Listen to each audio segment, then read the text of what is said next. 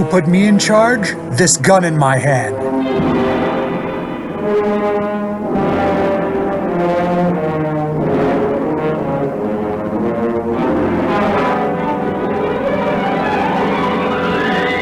In a musty boiler room in the basement of an empty school, two hoods named Gil and Rosen pack rolls of counterfeit Skee-Ball tickets into paper bags. We gotta get a move on, Gil. We don't want to get caught here with our pants down.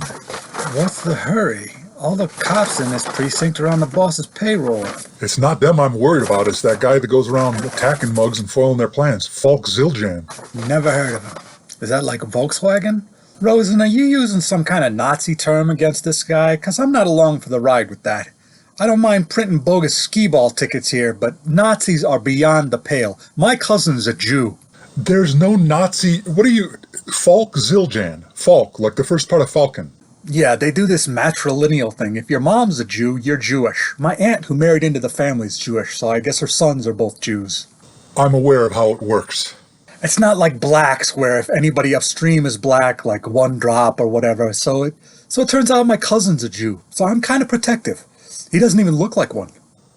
What a mensch you are. Your concern for him is a real mitzvah. I don't think that's what that means. This guy Falcon is like the Spider or the Claw, one of those scary animal nicknames.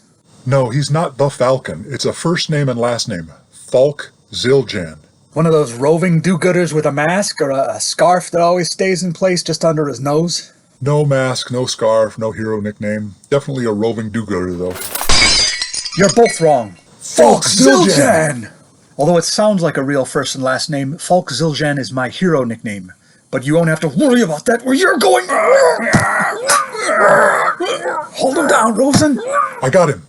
Now you're going to answer some questions. You'll get nothing from me, punks. Why would you pick a weird hero name like that? Jeez, Gil, come on.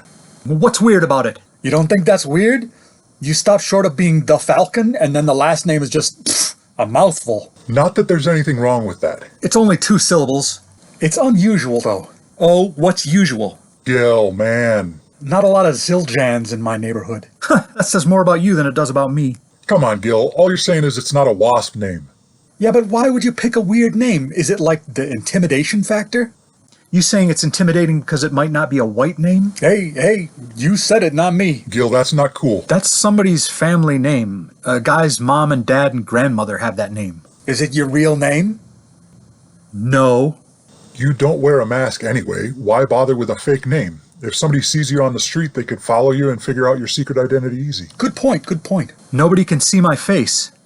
We're seeing it right now. Nobody that matters.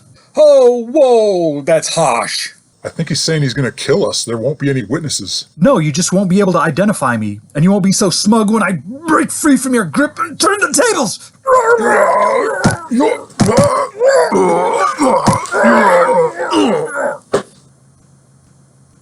Rosen, you okay?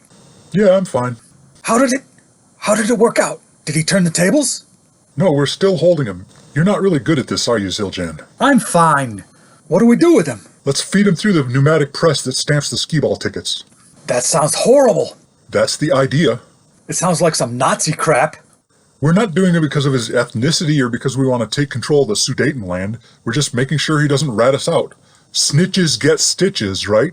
I've always been ambivalent about that saying. You won't be feeding me into anything. Yeah, what makes you so sure? This gun in my hand. Where the hell did that come from? Weren't you holding him? I'm holding him. We're both holding him. We are? If you don't want to hold some lead, you can let go. How did you do that? I'm asking the questions now. Who put you up to this? Who got you access to the printing press? Why counterfeit Skee-Ball tickets? Why not print fake money? Every time I gotta explain it. You people just don't have vision. Cops look out for fake money. G-men or F-men or whatever. Feds. The SS. Nazis? No, the Secret Service. The whole industry keeps improving techniques to prevent counterfeiting currency. Expensive paper, micro-printing. You gotta keep buying more and more expensive equipment and ink and supplies. You gotta have a level of expertise just to stay ahead of the game.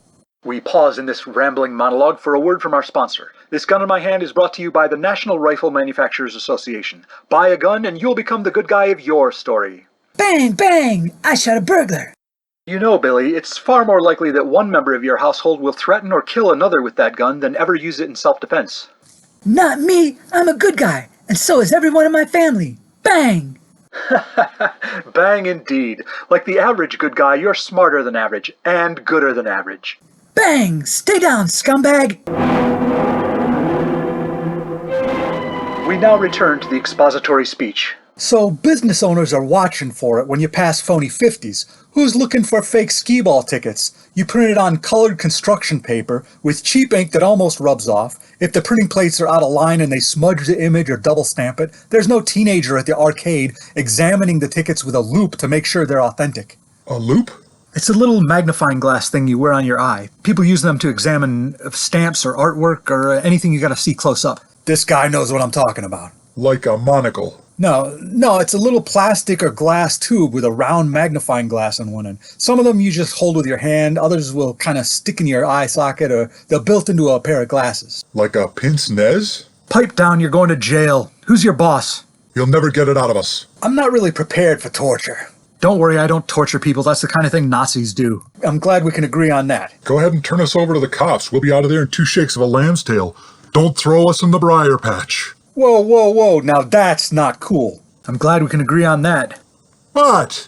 Rosen, that is so wrong. The briar patch? What's the big deal? It's from an Uncle Remus story. Brer Rabbit and the Tar Baby.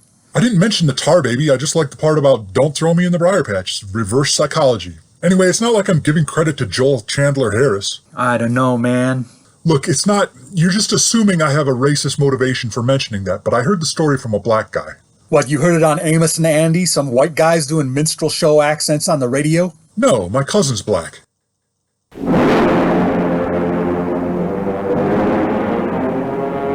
In a moment, our stars return for their curtain calls.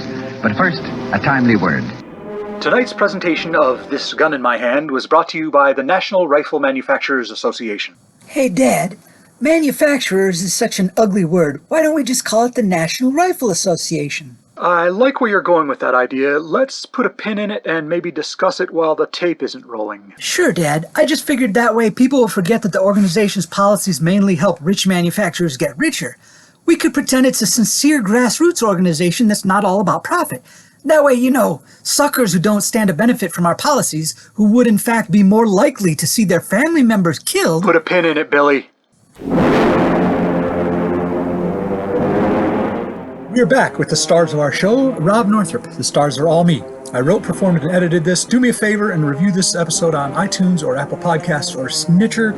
Wherever you found this podcast, go to thisguninmyhand.blogspot.com for episode notes and credits on stuff I used in here, and more importantly, to buy my books and anything else for sale there. Me, who put me in charge?